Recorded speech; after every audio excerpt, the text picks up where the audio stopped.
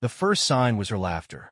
Not the soft, genuine chuckle I'd fallen in love with, but something sharper, practiced, almost rehearsed. It was a laugh I didn't recognize, one she saved for someone else. It wasn't meant for me. My name is Caleb Mercer.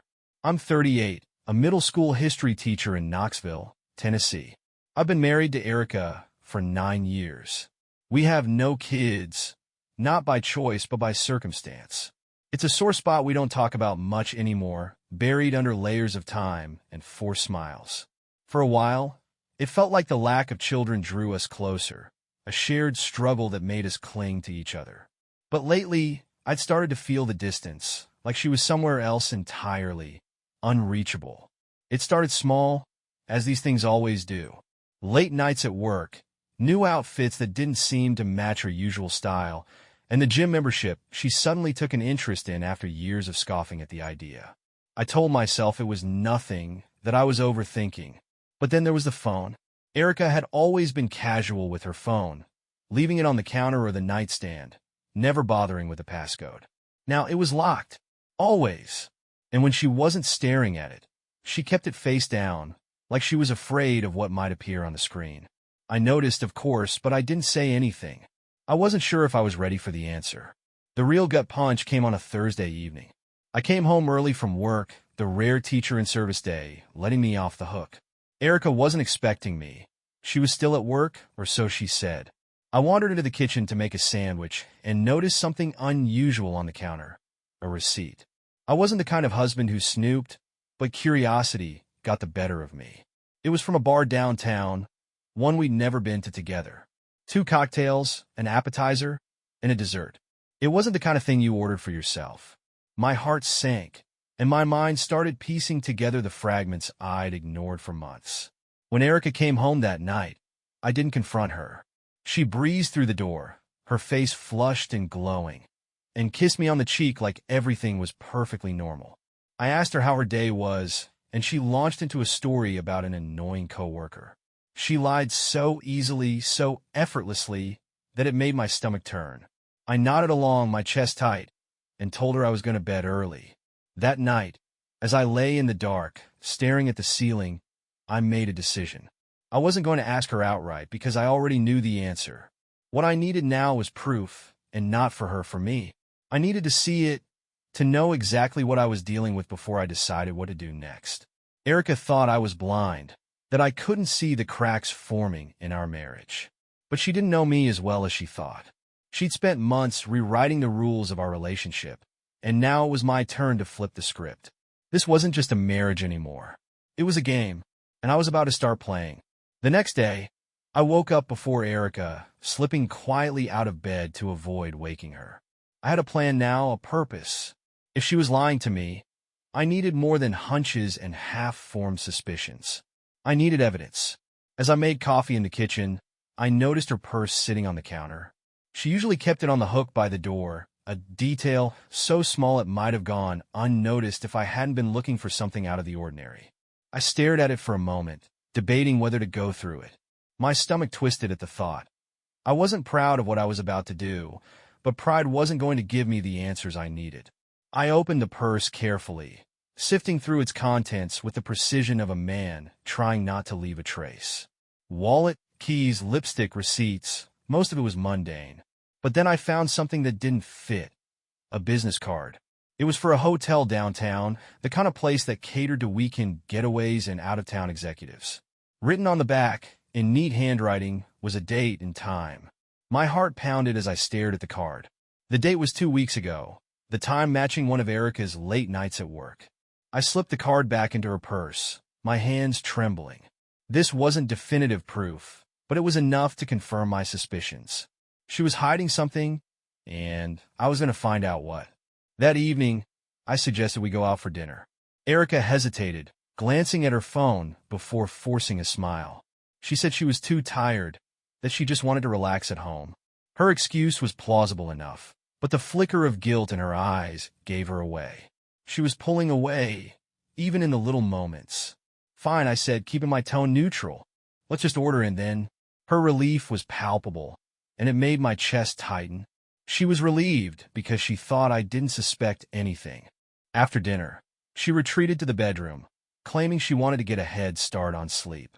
I waited until I heard the soft, rhythmic breathing that signaled she'd fallen asleep before making my move. The phone was locked, as expected, but I'd already guessed the passcode. Erica wasn't the kind of person who used random numbers for her passwords. She liked things to be meaningful.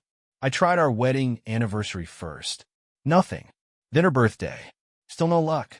Finally, I tried her favorite aunt's birthday, a date she'd mentioned more times than I could count. The screen unlocked. I told myself I'd only look at the essentials: texts, emails, recent calls. I didn't want to dig too deep, just enough to confirm what I already suspected. Her call log was clean, but her text told a different story. There was a thread with someone saved as Lila, a name I didn't recognize. The messages were short, casual, but the tone was wrong. Too playful, too intimate. My stomach dropped as I scrolled through them. Lila, you looked amazing last night. Erica, so did you. Can't wait for next time. Lila, same. Let me know when you're free. I stared at the screen, my mind racing. Lila wasn't a coworker or a friend. Lila was a cover. Whoever Erica was texting, it wasn't a woman. I locked the phone and placed it back where I found it, my chest tight with a mix of anger and hurt. I wanted to confront her, to demand answers, but I knew it wasn't the right time. I needed more than a few texts if I was going to unravel this. I needed a plan. The next morning, I kissed her goodbye as she left for work, my smile as practiced as hers. She didn't notice the change in me, didn't see the anger simmering beneath the surface. She thought I was still in the dark, that she could keep up the charade a little longer. But she was wrong. I wasn't just going to confront her. I was going to dismantle her lies, piece by piece, until there was nothing left to hide behind. Erica thought she was in control, but I was already one step ahead. The morning after I unlocked Erica's phone, I couldn't stop thinking about the messages. The playful tone, the flirtation, it was all wrong. Every time I replayed the words in my head, they felt like needles, sharp and persistent. Erica was hiding something, and whoever Lila really was, they weren't just a friend. I decided to dig deeper. That afternoon, I set up a tracker on Erica's phone. It wasn't difficult. I'd installed the app under the guise of a routine software update. The tracker would give me access to her location, messages, and call logs. It was a step I hadn't wanted to take, but I knew it was necessary. If Erica was lying to me, I needed undeniable proof. By the time she came home that evening, I was calm, collected, even cheerful. She seemed surprised by my mood, her eyes narrowing slightly as she watched me cook dinner. I could tell she was trying to read me, to figure out if I suspected anything. I gave her nothing. We ate in relative silence, her occasional small talk feeling forced. She excused herself early, claiming she had emails to catch up on. I let her go, watching as she disappeared down the hall, her phone clutched tightly in her hand. Later that night, I checked the tracker. Erica had been texting Lila again. Lila, this week is crazy. Missing you. Erica, me too. Can't wait for Saturday. Saturday. My stomach churned as I stared at the message. She had plans, and whatever they were, they didn't include me. I checked her calendar, a feature linked to the tracker, and found an entry marked simply as meeting.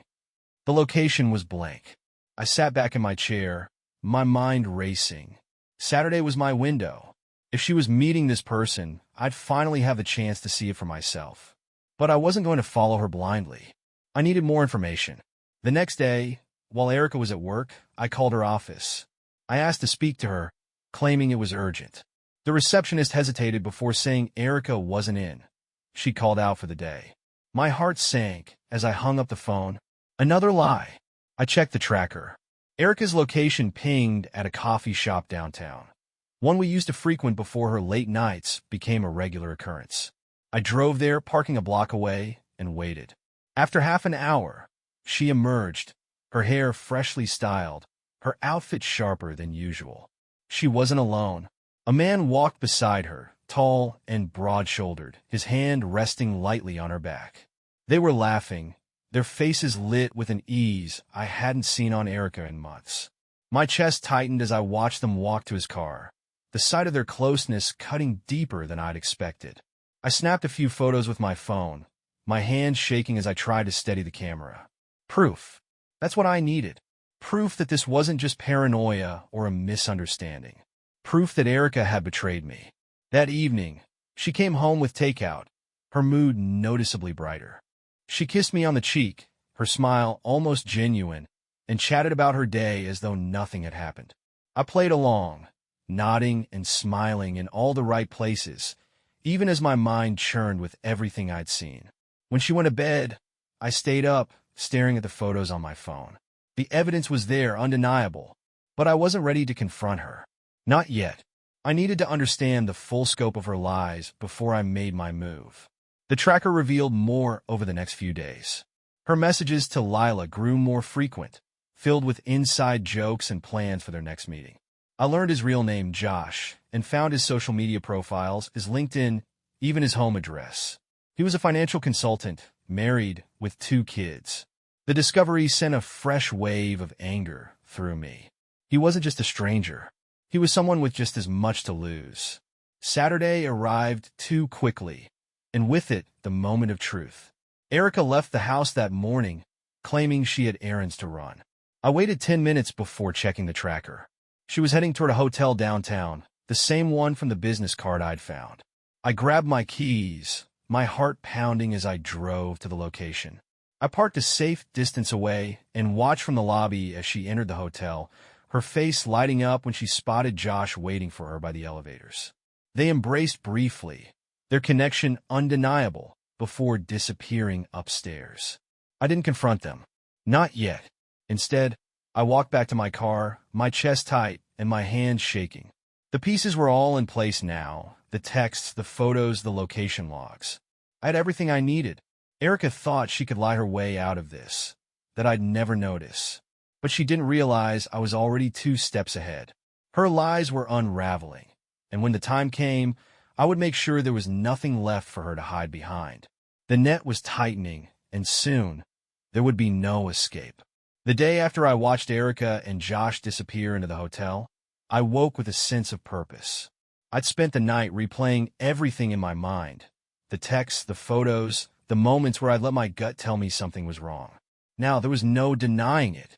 Erica had betrayed me, and she wasn't just careless. She was bold, confident in her belief that I'd never find out. But she was wrong. Now that I had the proof, it was time to plan my next move. I started by compiling everything I'd gathered. The texts, the photos, the tracker logs. I created a timeline, documenting every lie she'd told, every moment that didn't add up. It wasn't just about confronting her. I needed leverage. Erica was the type who'd try to twist the narrative, paint herself as the victim. I wasn't going to give her that chance. Next, I called my lawyer, a sharp, no-nonsense woman named Rebecca who had handled my brother's divorce a few years back. I explained the situation, laying out the facts without emotion. Rebecca was direct. With the evidence you have, she said, this divorce will be clean and swift. The prenup works in your favor, especially if infidelity is involved. She paused, her tone softening. Are you sure you're ready for this? I nodded, even though she couldn't see me. I'm ready. That evening, I tested Erica's resolve. She came home late again, claiming a client dinner had run over. She kissed me on the cheek as if nothing was wrong, her smile easy, her lies seamless. I asked her about her day, keeping my tone light, almost curious. She talked about work, about a difficult client she'd been dealing with. Her story was detailed, rehearsed. She even threw in a comment about traffic on the way home, a small touch meant to make her lies seem more believable. I nodded along, pretending to listen, even as I felt the anger simmering beneath the surface. After dinner, I suggested we plan a weekend getaway, just the 2 of us. It's been a while since we had some time alone, I said, watching her reaction carefully. She hesitated, her smile faltering for a split second before she forced it back into place. That sounds great, Caleb, she said, her tone overly bright. Let me check my schedule. I knew she wouldn't follow through. The hesitation in her voice, the flicker of guilt in her eyes. It was all I needed to confirm that she wasn't ready to let go of her affair. The next morning, I sent an anonymous email to Josh's wife. It was polite, almost clinical, attaching a selection of the photos I'd taken of him and Erica at the hotel. The subject line was simple: you deserve to know. I hesitated before hitting send, my finger hovering over the mouse. Part of me felt guilty for involving her, but I knew it was the right thing to do. She had a right to the truth, just as much as I did. When I finally clicked send, a weight lifted off my chest. It was done. That evening, Erica was quieter than usual, her eyes darting to her phone every few minutes.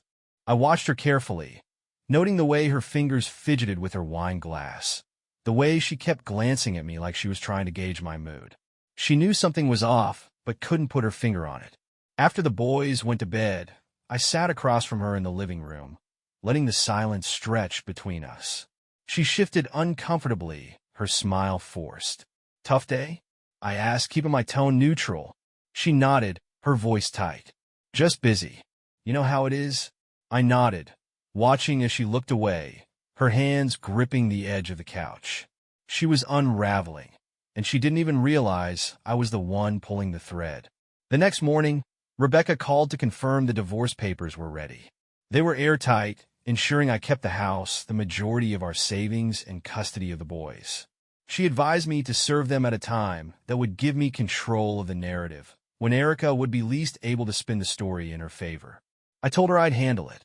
Timing was everything, and I wanted to make sure Erica understood the full weight of her choices before the hammer came down. By the end of the week, I had everything in place. The evidence, the legal groundwork, the knowledge that Erica's affair was no longer a secret. I'd heard through a mutual acquaintance that Josh's wife had confronted him, and their marriage was in turmoil. Erica didn't know yet, but the cracks in her double life were widening, and it was only a matter of time before everything came crashing down. She thought she was in control, that she could balance her lies with the life we'd built together. But she didn't realize the trap had already been set. The walls were closing in, and when they finally collapsed, I would be there to make sure she felt every ounce of the fallout. Saturday morning dawned quiet, the kind of stillness that felt heavy with anticipation. Erica had already left the house, claiming she needed to meet a client about an urgent design consultation. I knew better. The tracker on her phone confirmed she was headed to the same hotel where she'd met Josh before. I stayed home with the boys, keeping things as normal as possible. We built a model rocket together in the backyard, their laughter and excitement a welcome distraction from the storm brewing just beneath the surface. Still, my mind kept drifting back to Erica, to the final pieces of the puzzle I was putting into place. Around lunchtime, my phone buzzed with a text. It was from Rebecca, my lawyer. "Everything is ready on my end. Let me know when you want to proceed." I stared at the message for a long moment before replying. "Monday. Let's make it Monday." I wanted Erica to have one more weekend, one last stretch of time to believe she was still in control. It wasn't kindness, it was strategy. I wanted her to feel the weight of her lies crashing down all at once. That evening, Erica returned home, her smile forced and her tone overly cheerful.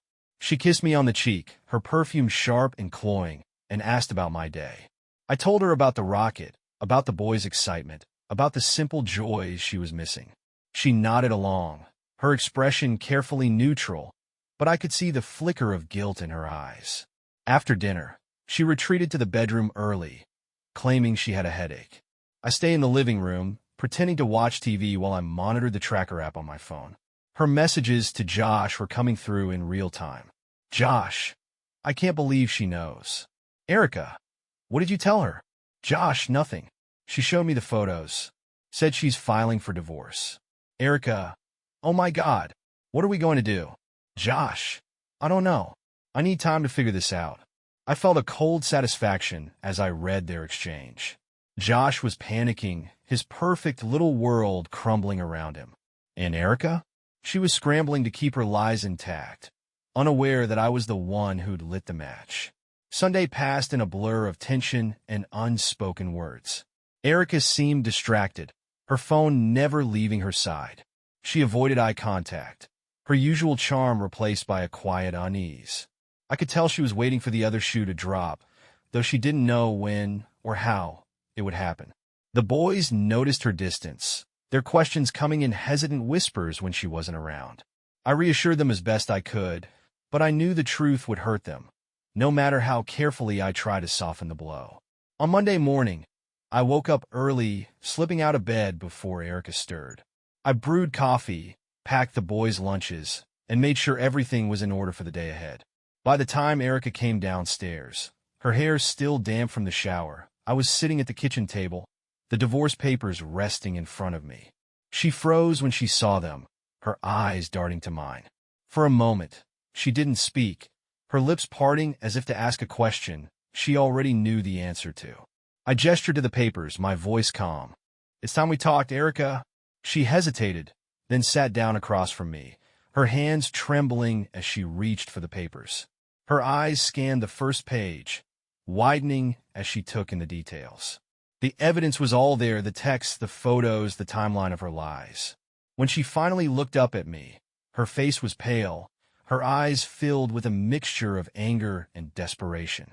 "How long have you known?" "Long enough," I replied. "I gave you the benefit of the doubt, Erica. I wanted to believe you. But you've been lying to me for months, and I can't do this anymore." She opened her mouth to argue, but I held up a hand to stop her. "Don't. I've seen everything. The texts, the photos, the tracker logs. I know about Josh. So don't stand there and insult me by pretending this is anything but what it is."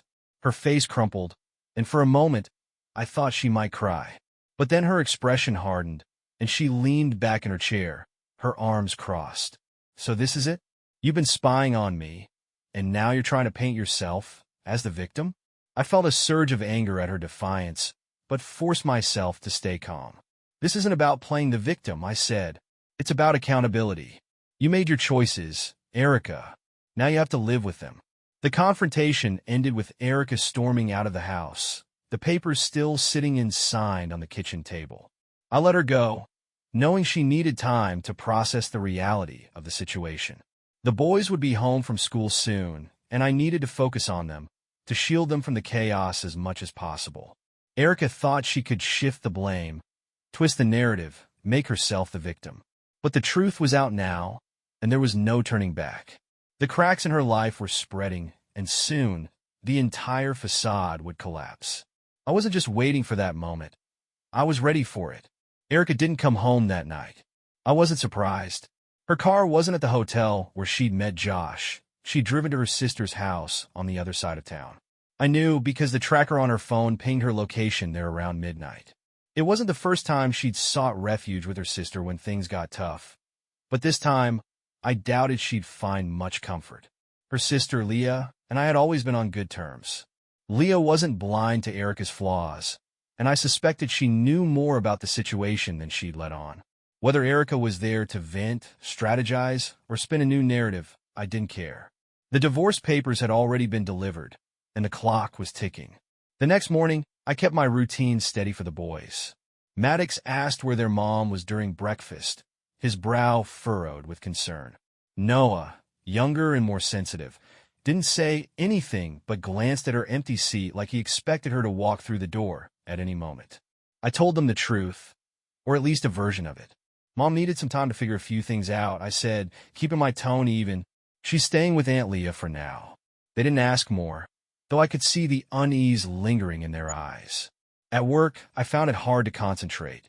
My students chattered about upcoming exams, the usual rhythm of the school day, continuing as though my world wasn't unraveling. Between classes, I checked my phone, half expecting a message from Erica. There was nothing. Instead, I received an email from Rebecca. She's spoken to her lawyer. Expect her to counter with a settlement offer. Don't engage. Let me handle it. I leaned back in my chair, my mind racing. A settlement offer meant she was acknowledging the inevitability of the divorce. It also meant she was trying to salvage something, money, dignity, or both. Either way, I wasn't budging. That evening, Erica finally called. Her name lit up on my phone screen, the sight of it making my stomach twist. I let it ring twice before answering, my voice steady. "Caleb." Her voice came through the line, clipped and controlled. "We need to talk." "I agree," I replied. "But if it's about the divorce, your lawyer should talk to mine." There was a pause, a sharp intake of breath. "So that's it then? 9 years of marriage, and you're just throwing it all away?" I clenched my jaw, my grip tightening on the phone. "I'm not the one who threw it away, Erica. You did that the moment you decided to lie to me. The moment you decided I wasn't enough. Her silence was deafening. When she finally spoke, her voice was quieter, more measured. I never meant for this to happen, Caleb. I didn't know how to talk to you anymore. You were always so busy, so focused on work. The excuses hit like a slap, and I fought to keep my anger in check. You could have talked to me. Erica, you could have said something. Instead, you chose to lie, to betray me. That's on you, not me. She sighed, and I could hear the frustration in her voice. So what now? Are you just going to drag this out? Humiliate me? I leaned back against the wall, my resolve solidifying. I don't need to humiliate you, Erica. You've done that to yourself. The papers are on the table. You know what to do. I hung up before she could respond. The next few days were tense, but quiet. Erica didn't come back to the house, though she sent sporadic texts asking about the boys. I kept my responses short and factual, refusing to engage beyond the basics. I could tell she was trying to gauge my emotions, to figure out if there was still a way to manipulate the situation. But I wasn't playing her game anymore. On Friday, I received a call from Leah. Her tone was hesitant, almost apologetic. Caleb, I wanted to check in. Erica's been staying here, and she's not doing great. I sighed, the weight of the conversation pressing down on me. Leah, I appreciate the concern, but this isn't something I can fix. She made her choices. I know, she said softly, but she's not used to consequences, and I think she's realizing just how badly she's messed up. I didn't respond, unsure of what she wanted me to say. Leah let out a breath. Just be prepared. She's not going to go down without a fight. That weekend, Erica showed up unannounced. The boys were outside, kicking a soccer ball around, when her car pulled into the driveway. She stepped out, her posture stiff, her expression guarded. I met her on the porch, crossing my arms as I blocked the door. I'm here to talk, she said, her voice firm. I raised an eyebrow. About what? Her gaze flicked toward the boys before settling on me. About the divorce. About how we handle this. I didn't move, my voice cold. Everything's already outlined in the papers, Erica. There's nothing left to discuss. Her jaw tightened, her frustration bubbling just beneath the surface. You can't just push me out of their lives, Caleb. I'm still their mother. I nodded, my expression neutral. And you'll always be their mother. But you made choices, Erica. Choices that have consequences. You don't get to play the victim here. Her face crumpled for a moment before she masked it with anger. This isn't over, Caleb. I stepped back, opening the door just enough to make my point. You're right, Erica. It's not over, but it will be. As she drove away, I felt a strange sense of calm. The collapse was well underway, and for the first time, I could see the light breaking through the wreckage. She thought she could fight her way out of this, that she could salvage the life she destroyed. But she didn't realize she was only making it worse for herself. The game was almost over, and I was ready to claim the final move. The tension in the days following Erica's unannounced visit was palpable. She hadn't returned, but her presence lingered like a shadow over the house. I spent my time focusing on the boys, making sure their routine stayed intact despite the upheaval. They were resilient, but I could see the cracks forming, the unspoken questions, the uncertainty in their eyes. They deserved better than the chaos Erica had brought into our lives. Rebecca called on Monday morning, her tone sharp and direct. Erica's lawyer reached out. They're asking for mediation, but I don't think they have much to stand on. She's trying to leverage time with the boys to negotiate financial concessions. I gritted my teeth, the frustration bubbling to the surface. She's using the boys as pawns? It's not uncommon, Rebecca replied, but we're prepared for it. The evidence you've gathered is solid, and the prenup is airtight. She paused, her voice softening.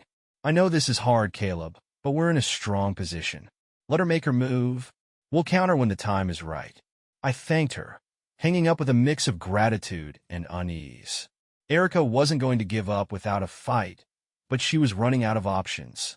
The walls were closing in, and she knew it. That evening, I received a message from Leah. Erica's a mess, Caleb.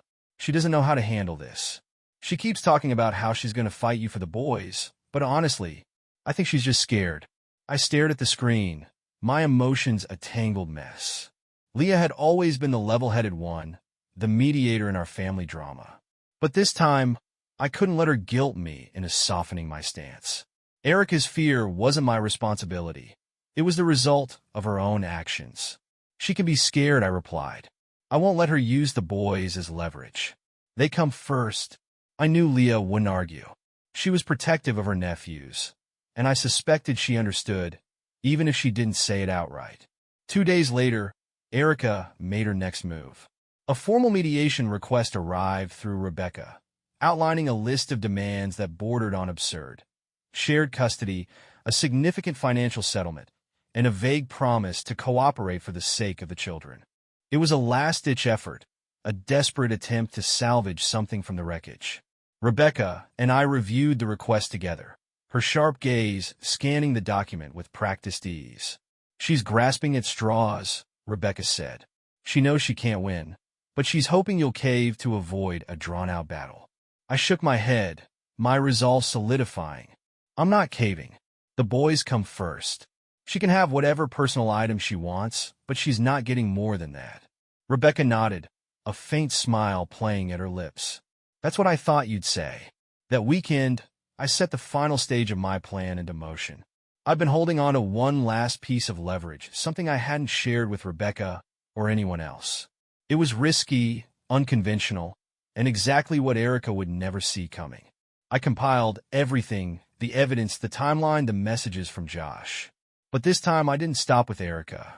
I sent an anonymous email to Josh's employer, attaching the same photos and texts I'd shared with his wife. The email was polite, professional, and impossible to trace back to me. I wasn't looking to destroy Josh's life, but I needed him out of Erica's. The next morning, the tracker app showed Erica's phone pinging repeatedly at Josh's location. She spent hours there, no doubt trying to salvage their relationship. By evening, she returned to Leah's house, her location indicating she'd stayed in one place the rest of the night. The next day, I heard through a mutual acquaintance that Josh had been suspended from his job pending an internal investigation. His wife had filed for divorce, and their home was on the market. Erica's safety net was gone, and she was standing on thin ice with nowhere left to turn. On Monday, I met Rebecca to finalize my counteroffer. The terms were clear and firm. I retained full custody of the boys, the house, and the majority of our assets. Erica would leave with a fair but minimal settlement, just enough to start over, but nothing more. When Erica's lawyer received the terms, the response was immediate. She wanted to meet in person. The meeting was tense, the air thick with unspoken resentment.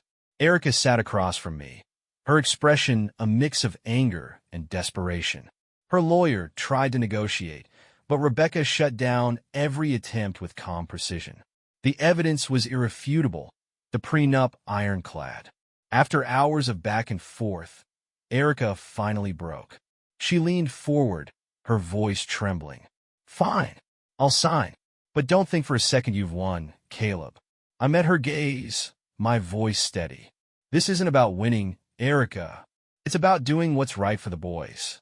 You made your choices. Now you have to live with them. She signed the papers, her hand shaking as she scrawled her name across the lines. When it was done, she stood, her eyes flashing with anger. You'll regret this, she said before storming out. But as I watched her leave, I felt nothing but relief. The game was over, and for the first time in months, I could breathe again. Erica thought she could rewrite the rules, that she could walk away unscathed. But in the end, her lies had caught up with her, and now it was time to move forward. For me, for the boys, for the life we deserved. After Erica stormed out of the meeting, the house felt quieter, lighter, like a weight had been lifted from the air. The divorce was official, the custody arrangement set in stone. For the first time in months, I could focus on the future instead of fighting battles from the past. The boys and I settled into our new routine quickly. Maddox threw himself into soccer, his afternoons spent practicing drills with the same determination that made me proud every time I saw him play. Noah took to the workshop, asking to help with repairs and small projects. He'd always been curious about how things worked, and now he had the time and space to explore that curiosity. The hardest part was the questions: why their mom wasn't coming home, why she had made the choices she did. I answered as honestly as I could, without placing blame or burdening them with the full truth. "Mom loves you," I said one evening as we sat on the couch, their favorite movie playing in the background. "But she made some choices that hurt our family. She's going to take some time to figure things out, and we're going to be okay." They nodded, Maddox stoic and Noah quiet, his small hand gripping mine. I held on to them, their trust grounding me in ways I hadn't expected. Work became my escape, the familiar rhythm of teaching a welcome distraction. My colleagues knew about the divorce, their support subtle but genuine. They offered kind words, extra help with lesson planning, and the occasional lunch invitation. It reminded me that even in the worst moments, I wasn't alone.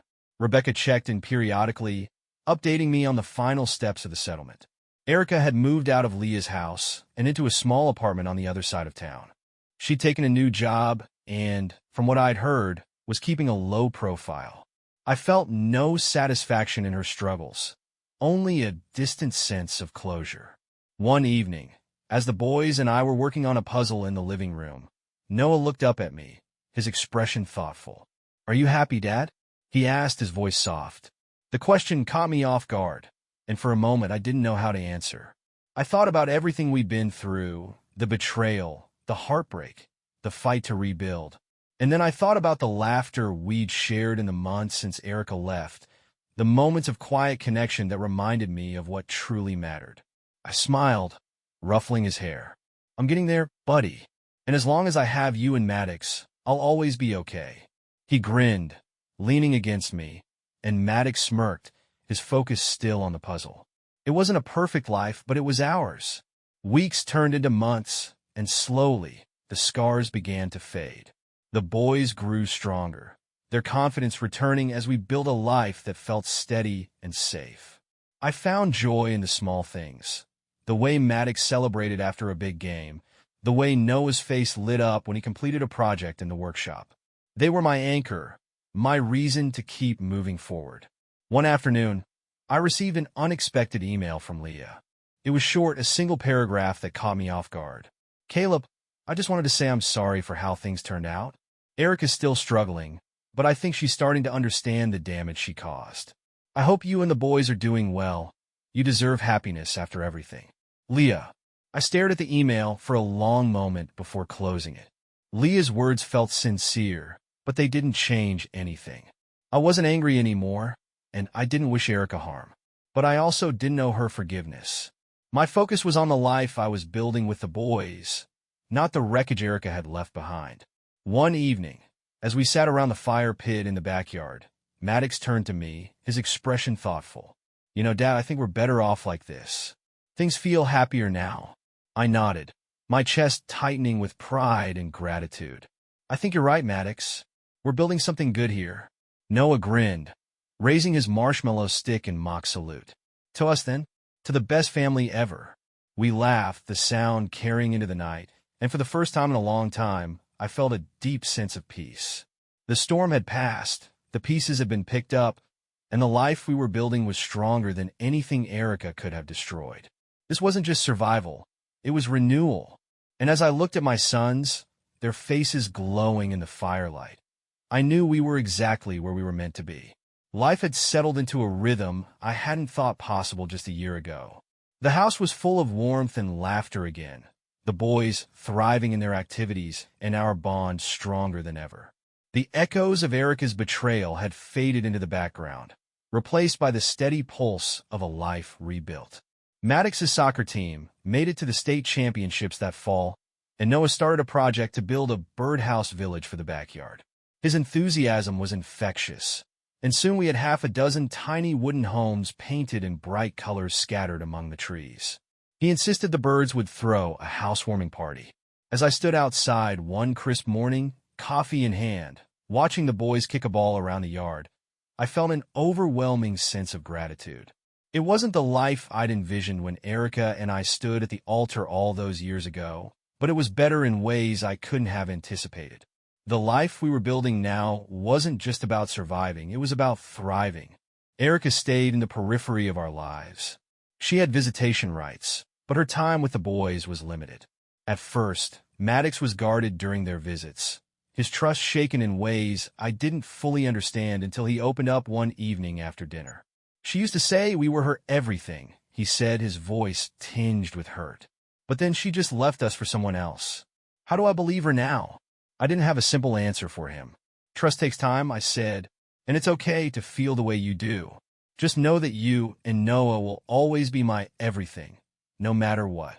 He nodded, his shoulders relaxing slightly, and I saw a flicker of relief in his eyes. It was a reminder that healing wasn't linear, that the scars Erica left behind would take time to fade. Months passed, and the business at work grew steadier. My students were my constant reminder of resilience, their energy and curiosity pulling me out of my own head on the days when doubt crept in. I started taking on new hobbies, reading, cooking, even woodworking with Noah on the weekends. Each new skill felt like another piece of myself being rediscovered.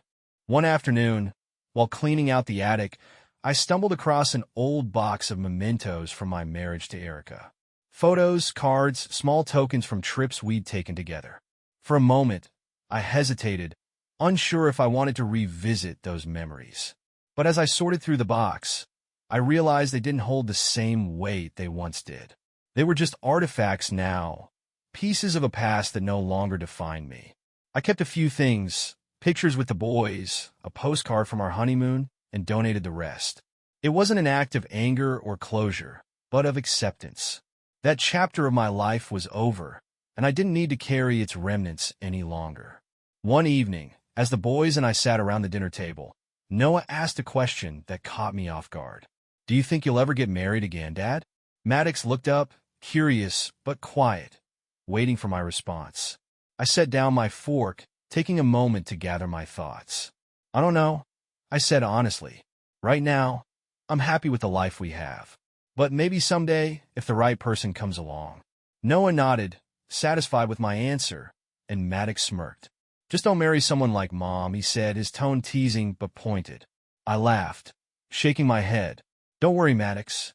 If that ever happens, you two will get a say." They laughed too, the tension breaking, and I realized just how far we'd come. The pain of the past was still there, but it no longer controlled us. We'd moved forward one step at a time and built a life worth celebrating. That night, as I tucked the boys into bed, I felt a profound sense of peace. Erica's betrayal had once felt like the end of everything, but now it was just a memory, a lesson that had taught me how to rebuild. The life we had now wasn't perfect, but it was ours, and that made it more than enough. We were turning the page, writing a new story, one filled with resilience, love, and hope. And I couldn't wait to see what came next.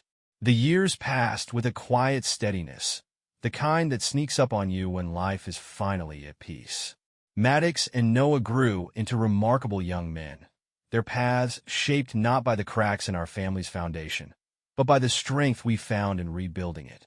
Maddox earned a scholarship to a nearby college, his talent on the soccer field matched only by his drive in the classroom. Watching him pack his things for the dorms was bittersweet. Pride for the man he was becoming mixed with the ache of watching him take his first steps away from home. He hugged me tightly before he left, his voice quiet but firm. "You did good, Dad. Better than good." I smiled, my throat tight, and ruffled his hair one last time before he walked out the door. Noah stayed close to home, his passion for building turning into a career in architecture. He spent hours in the workshop we'd built together, designing plans and crafting models. One day, he came to me with a sketch pad filled with ideas for a new house, a dream home, as he called it. "For us," he said simply, "a place that's ours through and through."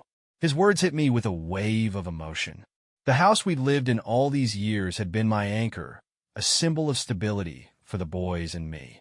But Noah was right. It was time to create something new, a space built not on the ruins of the past, but on the promise of the future. The process of building the new house became a family project. Maddox came home on weekends to help, his soccer training giving him the stamina to carry materials and pitch in with the heavy lifting. Noah took charge of the design, his vision meticulous and thoughtful. And me? I poured my heart into every nail, every beam, every brushstroke of paint.